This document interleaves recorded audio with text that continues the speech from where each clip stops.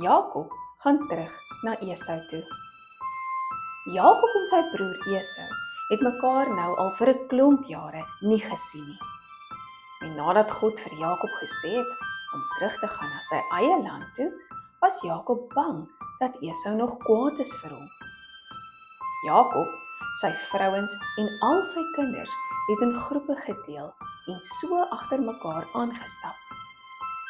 Jakob stuur toe van sy werkers vooruit met 'n klomp geskenke vir Esau, om sy hart sag te maak. Hy stuur vir hom bokke, skape, kamele, koeie en perde. Jakob het gedink dat al hierdie geskenke vir Esau vriendelik sal maak en dat hy dan nie meer kwaad vir Jakob sal wees nie. Daardie nag het Jakob so 'n bietjie agter sy familie geloop en eenkant gebly om 'n bietjie te dink. Skielik kom daar 'n man na hom toe en begin met hom stoei. Later kom Jakob agter dat dit die Here is wat met hom stoei.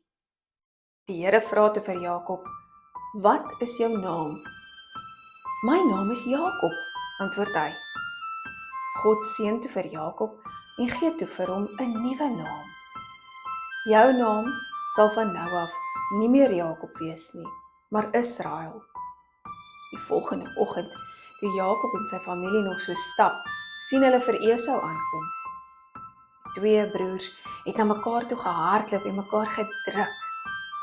Esau het vir Jakob vergewe en die twee boeties was baie bly om mekaar weer te sien.